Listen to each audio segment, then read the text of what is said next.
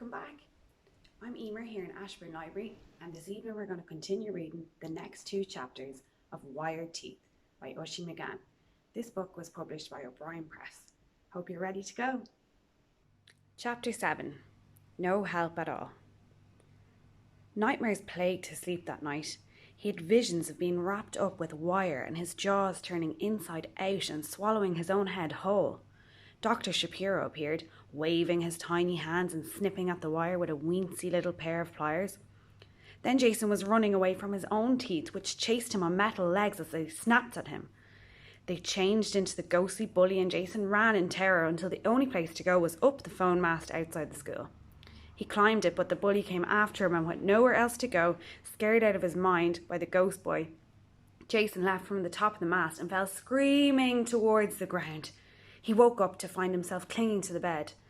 Nervous and exhausted, he rolled out of bed and got ready for the visit to Dr. Shapiro. Well, the computer hasn't been picking up anything unusual, the orthodontist sighed, gazing into Jason's mouth. You're not the first child to think they're picking up radio transmissions on their braces. It's not just radio signals, Jason exclaimed. I'm seeing things too, and it all started after you put these things in. It was then that he realised that this man was the only person who could help. He knew what the braces were capable of, but more importantly, he didn't know what Jason was capable of. There was no way his mothers or teachers would take him seriously if he told them what he thought was going on. They had all heard too many lies from his misshapen mouth. So now, with no one else he could trust, he told his orthodontist what had been happening at school. Shapiro listened quietly, with a raised eyebrow. Yes, well, maybe all this tingling is triggering your imagination. Let's hook you up with a direct connection and see if there's anything we've missed. Open wide. Shapiro took what looked like a large, flat baby soother and put it in Jason's gaping mouth. It had wires running from the handle end, which connected with the laptop on the counter. Bite down. That's a good boy. Jason caught a glimpse of himself in the polished surface of a steel cupboard door. With this thing in his mouth, he looked like a big baby in a car seat. He prayed that nobody would come in and see him like this. At least there was blinds covering the windows. Now we'll just download the data, Shapiro was saying to himself, tapping away at the keyboard. The screen suddenly went a blank grey. What's this now? He punched a few more of the keys. At first, nothing happened. Then part of the screen went lighter, and an image started to appear. It was a creepy face with bushy eyebrows, unruly black hair, and dark, piercing eyes. Crikey, what the blazes is that? Sparks burst from the laptop, and then there was a crackling sound, and all the lights went out. Dr. Shapiro was standing in the dark with his tiny hands covering his face. Reaching over with one hand, he opened the blinds on the window. He peered through the fingers of his other hand at Jason. Are you all right? He whispered. What on earth just happened? What was that thing? Jason spat out the big soother and glared at his orthodontist.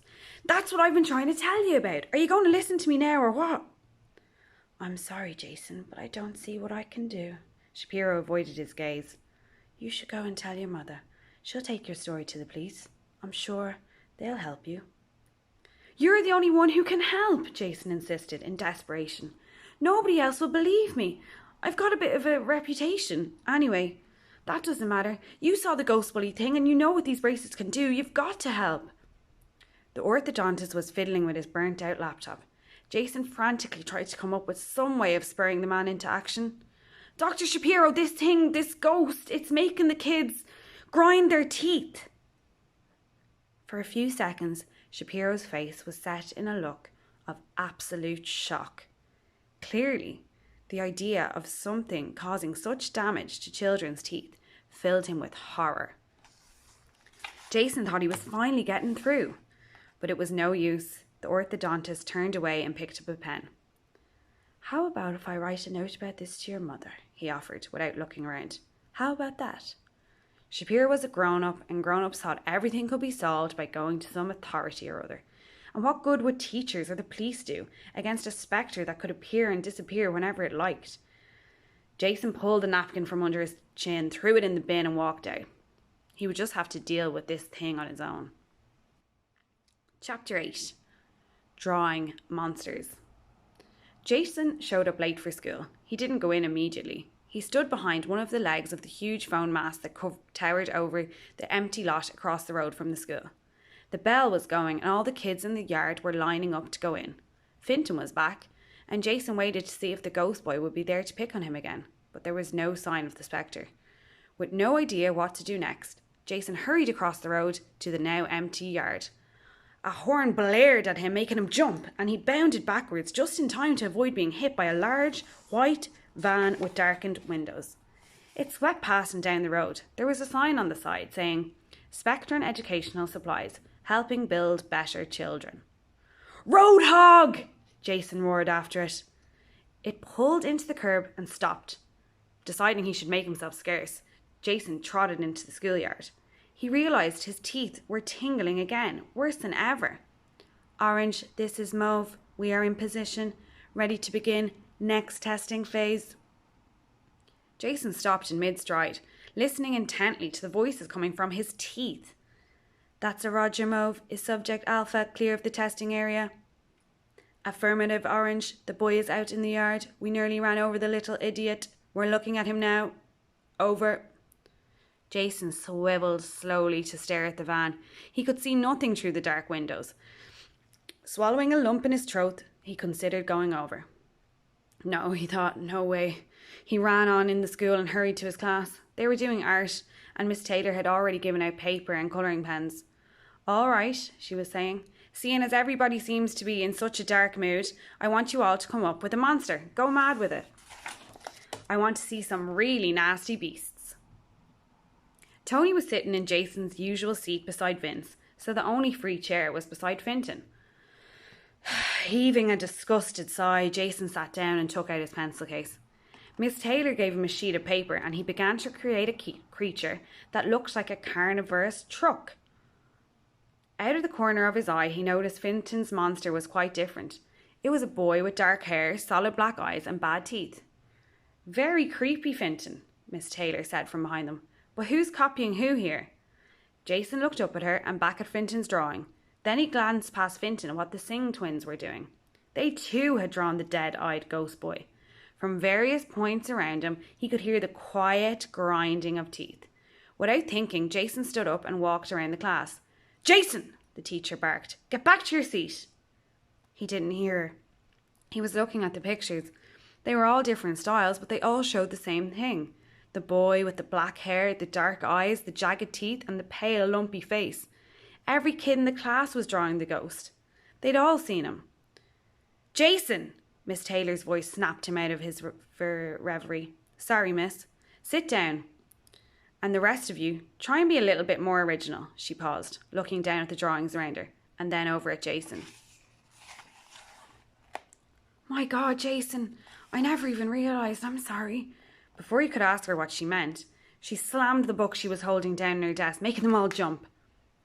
"I don't know what you're all playing at, but it's a horrible thing to do," she shouted. "I want you all to tear those pictures up and apologise to Jason, right now." Most of them looked genuinely surprised that others had drawn the same thing. Some of the children started tearing up their pages, but Tony held on to his, looking away, and Vince folded his arms, defiantly, casting a sullen eye at Jason. "I'm not apologising for nothing," he said. "Then you can go and see the principal," Miss Taylor retorted. Jason was no longer listening. From all around him he could see the hateful stares of his classmates. They had all seen the mysterious bully. They all had that scared, furtive look in their eyes. This thing was coming after all of them now. "What are you looking at me for?" he blurted out. "It's not me. You know it's not." In a moment of shock, he realised he was crying. He was blubbering like a little kid in front of the class. "Go to hell, the lot of yous!" he shrieked, and ran out of the classroom. Miss Taylor was calling out from behind him, but he kept on running. Out of the school, across the yard and out the gate. He charged straight across the road without even looking for oncoming cars and slammed into the side of the white van, hammering on the door. "Get out, get out, get out, get out of there, you rats!" Jason felt a sharp tingle in his teeth again, and it instinctively went to scratch the imaginary itch with his fingernail. But the tingling in his braces rose like a fizzy drink exploding in his mouth. His head suddenly filled with white noise, deafening him. "Ah!" he screamed, falling to the ground. He covered his ears, but it didn't make any difference. The side door to the back of the van slid open, and 2 men stepped out. He could pick up the signal then, Jason heard one of them say over the noise in his skull. We'll just have to see that never happens again, won't we? The other one said. That was all Jason heard, because at that point, much to his relief, he fainted.